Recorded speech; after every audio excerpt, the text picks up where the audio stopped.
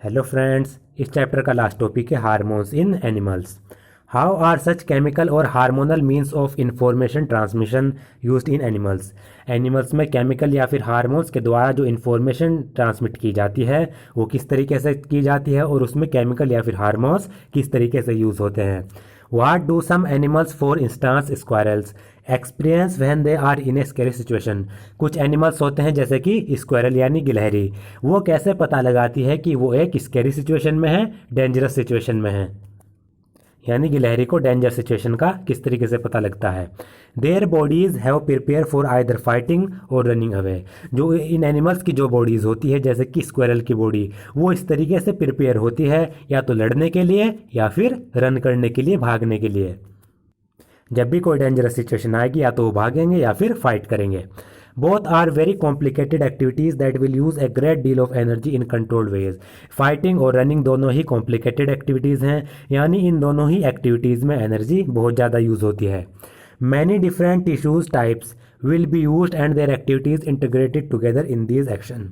और इन एक्शंस में, फाइटिंग या फिर रनिंग में, अलग अलग प्रकार के टिश्यूज़ यूज़ किए जाते हैं और जो ये अलग अलग प्रकार के टिश्यूज़ हैं इनकी एक्टिविटीज़ आपस में इंटीग्रेट होती है, आपस में जुड़ती है, उसके बाद ये एक्शन को कैरी आउट करते हैं।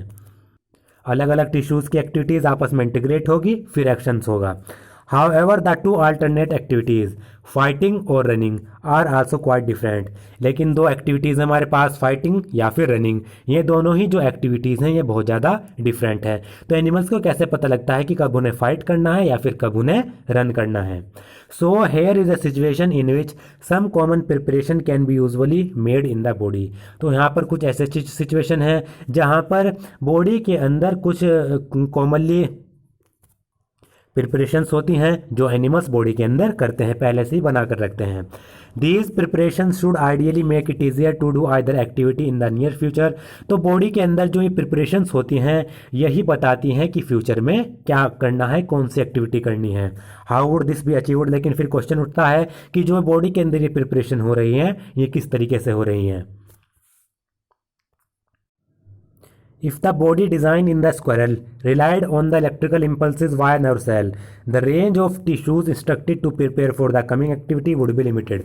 तो इसमें कहा गया है कि स्क्वायरल के अंदर जो बॉडी डिजाइनिंग है, अगर वो नर्व सेल के द्वारा जो इलेक्ट्रिकल इम्पल्स होते हैं उन पर वो निर्भर रहे, उन पर रिलाई करे, तो जो टिश्यूज़ कमिंग, जो एक्टिविटी आने वाली है, जो सिचुएशन आने वाली है, तो उस सिचुएशन के लिए जो टिश्यूज़ तैयार रहेंगे, इंस्ट्रक्टेड रहेंगे, वो बहुत ही कम रहेंगे। क्योंकि जो इलेक्ट्रिकल इम्पल्सेस हैं वो ज़्यादा टिश्यूज़ के पास नहीं पहुंच पाता, ज़्यादा सेल के पास नहीं पहुंच पाता, तो आने वाली जो एक्टिविटी है वो कम ही टिश्यूज़ को पता चलेगी। On the other hand, if a chemical signal were to be sent as a well, it would reach all cells of the body and provide the wide ranging changes needed. दूसरी तरफ अगर जो chemical signal हैं वही body में भेजे जाने लगे, जो स्क्वायरल की बॉडी है उसमें केमिकल सिग्नल ट्रांसमिट होने लगे हैं, तो जो केमिकल सिग्नल्स होते हैं वो बॉडी की हर एक सेल के पास पहुंचते हैं और जो आने वाली सिचुएशन है उसके लिए हर एक सेल, बॉडी की जो सेल है वो तैयार रहेगी और उस सिचुएशन के लिए जो चेंजेस चाहिए वो चेंजेस वो करेगी। तो ज़्यादा एफिशिएंट क्या है? ज़्यादा एफिशिएंट है केमिकल सिग्नल। इलेक्ट्रिकल इम्पल्सेस हर बॉडी के हर टिश्यूज़ के पास, हर सेल के पास नहीं पहुंच पाते। This is done in many animals including human beings using A hormone called adrenaline that is secreted from the adrenal gland. जो ये इस प्रकार की जो सिचुएशन होती है ये बहुत सारे एनिमल्स में भी होती है और ये ह्यूमन बीइंग्स में भी होती है। ह्यूमन बीइंग्स में इस प्रकार की सिचुएशन में, फाइटिंग करने की सिचुएशन हो या स्ट्रेस की सिचुएशन हो, इस प्रकार की सिचुएशन में ह्यूमन बीइंग्स में एक हार्मोन रिलीज होता है जिसको एड्रेनालिन कहते हैं, जो एड्रिनल ग्लैंड से सिक्रेट होता है। Adrenaline is secreted directly into the blood and carried to different parts of the body. जो एड्रेनालिन हार्मोन है ये डायरेक्टली जो ह्यूमन बीइंग्स का जो ब्लड है उसमें सिक्रेट किया जाएगा, उसमें रिलीज किया जाएगा, उसके बाद ब्लड के द्वारा ये बॉडी के अलग अलग पार्ट्स तक पहुंचाया जाएगा।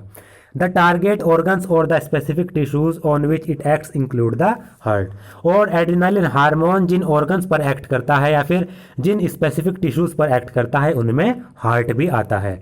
As a result the heart beat faster resulting in supply of more oxygen to our muscle. और जैसे ही एड्रेनालिन हार्ट पर एक्ट करेगा तो जो हार्ट बीट होती हैं वो तेज हो जाती हैं, जिससे मसल्स के अंदर ऑक्सीजन की सप्लाई और ज़्यादा हो जाती है। The blood to the digestive system and skin is reduce due to contraction of muscle around smaller arteries in these organs. और जैसे ही हार्ट बीट फास्ट हुई, ऑक्सीजन की सप्लाई मसल्स के पास ज़्यादा होने लगी, तो वैसे ही जो डाइजेस्टिव सिस्टम और जो स्किन होती है, डाइजेस्टिव सिस्टम और स्किन की जो मसल्स होगी उनके आसपास की जो आर्टरीज होती हैं उनमें कॉन्ट्रैक्शन होने लगता है, जिससे डाइजेस्टिव सिस्टम और स्किन में ब्लड कम हो जाता है, रिड्यूस हो जाता है। This diverts the blood toward skeletal muscle. इससे जो ब्लड है वो हमारी स्केलेटल मसल के पास चला जाता है, डाइवर्ट हो जाता है। The breathing rate also increases because of the contraction of the diaphragm and rib muscles. और जो हमारा ब्रीथिंग रेट है यानी सांस लेने की जो स्पीड है वो भी इंक्रीज हो जाती है, क्योंकि हमारा जो डायफ्राम होता है और हमारी जो पसलियों की मसल होती है उनमें कॉन्ट्रैक्शन होने लगता है। तो ये सब सिचुएशन कब हो रही हैं? ये सब सिचुएशन उस फाइटिंग की सिचुएशन में या फिर रनिंग की सिचुएशन में ये होती है।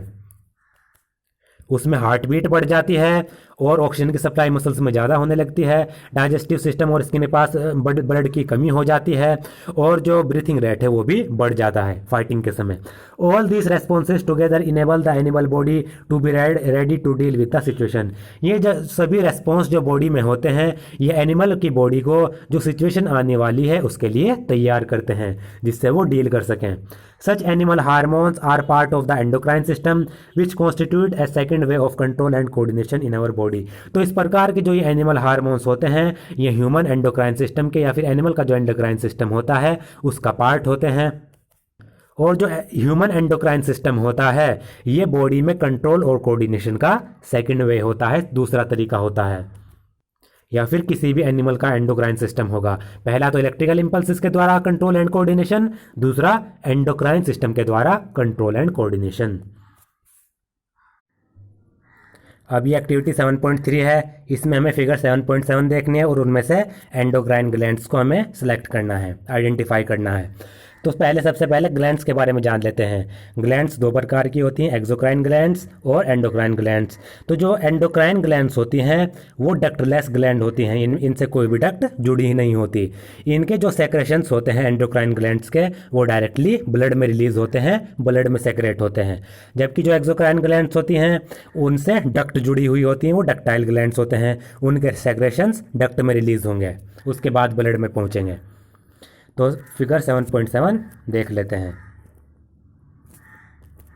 तो इसमें से जो ये पीनियल ग्लैंड आप देख रहे हैं ये एंडोक्राइन ग्लैंड्स हैं, दूसरी हाइपोथैलेमस ये भी एंडोक्राइन ग्लैंड्स हैं, तीसरी यहाँ पर दिखाई गई है पिट्यूटरी ग्लैंड्स ये भी एंडोक्राइन ग्लैंड्स है, चौथी ये जो थायराइड ग्लैंड्स हैं ये भी एंडोक्राइन ग्लैंड्स हैं, उसके बाद पैराथायराइड ग्लैंड्स ये भी एंडोक्राइन ग्लैंड्स हैं, इसके बाद थाइमस आप ये देख सकते हैं ये भी एंडोक्राइन ग्लैंड्स हैं, और ये आप देख सकते हैं पैंक्रियाज ये भी एंडोक्राइन ग्लैंड्स हैं, और ह्यूमन फीमेल्स में ओवरी और मेल्स में जो टेस्टिस होती हैं ये भी एंडोक्राइन ग्लैंड्स होती हैं। तो ये कुछ एंडोक्राइन ग्लैंड्स के नाम थे, ये आप देख सकते हैं इसमें, ये हमने इसमें आइडेंटिफाई किया है।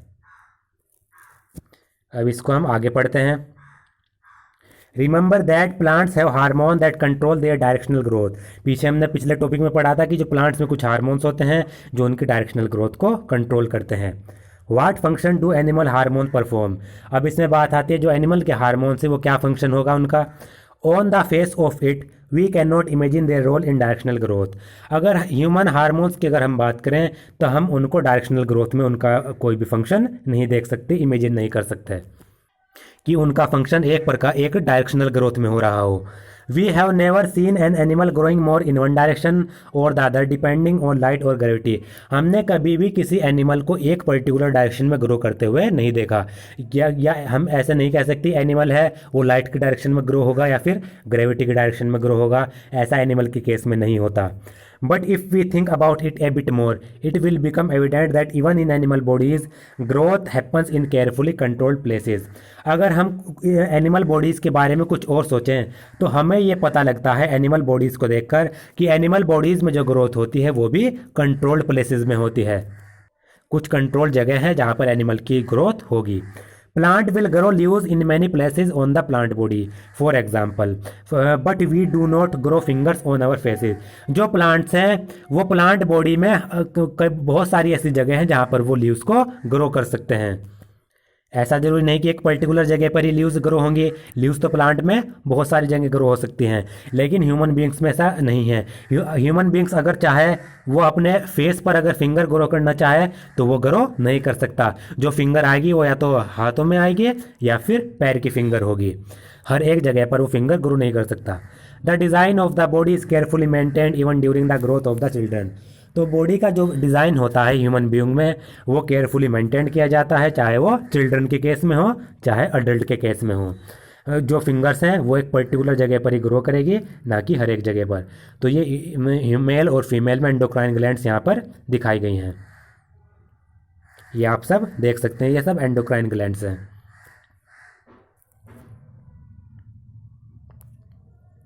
Let us examine some example to understand how hormone help in coordinated growth.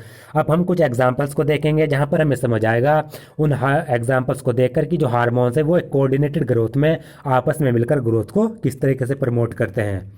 We have all seen salt packet which say iodised salt और एनरिच विद आयोडीन। हमने नमक के पैकेट्स देखे होंगे जिन पर लिखा था आयोडाइज्ड सॉल्ट या फिर एनरिच विद आयोडीन, किसमें ये आयोडीन युक्त नमक है। Why is it important for us to have iodized salt in our diet. तो हमारे लिए इम्पोर्टेंट क्यों है कि नमक में आयोडीन होना चाहिए, हमारी डाइट में आयोडीन की क्या महत्व है। Iodine is necessary for the thyroid gland to make thyroxine hormone.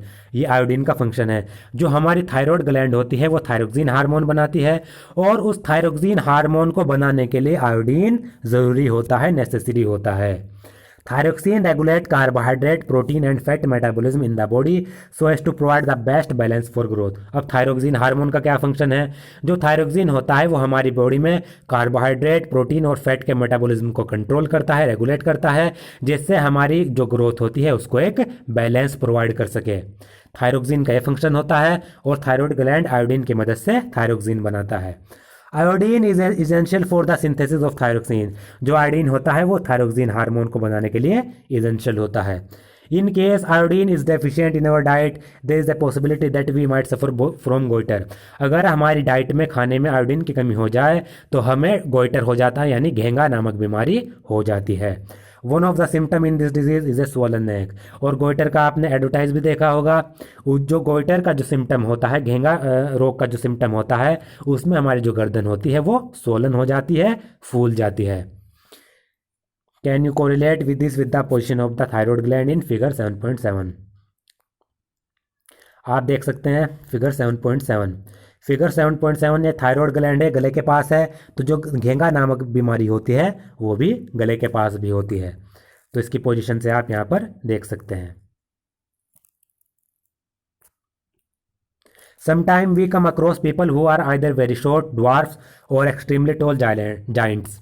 कभी कभी हम ऐसे व्यक्ति देखते हैं जो बहुत ही छोटे होते हैं, बौने होते हैं, और कुछ ऐसे व्यक्ति होते हैं जो बहुत ही ज़्यादा लंबे होते हैं, जाइंट होते हैं। Have you ever wondered how this happen. क्या आपने कभी सोचा है कि आदमी बौना और इतना ज़्यादा लंबा कैसे होता है। Growth hormone is one of the hormone secreted by the pituitary. Growth hormone एक हार्मोन होता है जो हमारी पिट्यूटरी ग्लैंड सिक्रेट करती है। As it name indicate growth hormone regulate growth and development of the body. जैसा कि इसके नाम से ही पता लग रहा है, जो ग्रोथ हार्मोन है वो हमारी बॉडी की जो ग्रोथ होती है और उसका जो डेवलपमेंट होता है उसको रेगुलेट करता है। If there is deficiency of this hormone in childhood it leads to dwarfism. अगर जो ग्रोथ हार्मोन है उसकी बचपन में कमी हो जाए, डेफिशिएंसी हो जाए, तो आदमी ड्वार्फ हो जाता है, बौना हो जाता है। अगर वो ज़्यादा सेक्रेट हो जाए तो जाइंट हो जाता है। You must have noticed many dramatic changes in your appearance as well as that of your friend as you approach 10 to 12 years of age. आप जब भी 10 से 12 साल की उम्र में आते हैं तो आप अपनी बॉडी में कुछ चेंज देखते हैं या फिर अपने फ्रेंड्स में कुछ चेंज देखते हैं। These changes associated with puberty are because of the secretion of testosterone in males and estrogen in females. तो बॉडी में ये चेंजेस प्यूबर्टी से जुड़े हुए होते हैं। जब प्यूबर्टी स्टेज आती है तो मेल्स में जब प्यूबर्टी स्टेज आती है तो उस समय टेस्टोस्टेरोन हार्मोन रिलीज़ होता है, टेस्टोस्टेरोन, और फीमेल्स में ओस्ट्रोजन हार्मोन रिलीज़ होता है। उसकी वजह से बॉडी में चेंज आते हैं। Do you know anyone in your family और friend who has been advised by the doctor to take less sugar in their diet because they are suffering from diabetes? क्या आपने अपनी फैमिली में या फिर फ्रेंड्स में ऐसा देखा है जिसको डॉक्टर ने एडवाइस दी है कि उसको अपनी डाइट में कम शुगर लेनी चाहिए क्योंकि उसे डायबिटीज़ है? As a treatment they might be taking injection of insulin, और ट्रीटमेंट के रूप में जो डायबिटिक पेशेंट होते हैं वो इंसुलिन का इंजेक्शन लेते हैं। This is a hormone which is produced by the pancreas and help in regulating blood sugar level. जो इंसुलिन है वो एक हार्मोन है जो हमारी पैंक्रियाज रिलीज करती है, जो पैंक्रियाज ग्लैंड है उसको रिलीज करेगी, सिक्रेट करेगी, और जो ये इंसुलिन होता है ये ब्लड के शुगर लेवल को रेगुलेट करता है। If it is not secreted in proper amount the sugar level in the blood rises causing many harmful effect. अगर इंसुलिन हमारी बॉडी में प्रॉपर अमाउंट में सेक्रेट ना हो तो जो शुगर लेवल है हमारी बॉडी में वो बढ़ जाता है, जिससे बहुत सारे हार्मफुल इफेक्ट होते हैं। तो शुगर इंसुलिन की वजह से होता है, इंसुलिन की कमी की। If it is so important that hormone should be secreted in precise quantities, we need a mechanism through which this is done. तो अगर इतना जो हार्मोन्स है वो इतने इंपॉर्टेंट है कि जो हार्मोन्स है वो एक पर्टिकुलर क्वांटिटी में, एक प्रॉपर क्वांटिटी में रिलीज होने चाहिए, तो हमारी बॉडी में इनको रेगुलेट करने का एक मैकेनिज्म भी होता है। The timing and amount of hormone release are regulated by feedback mechanism.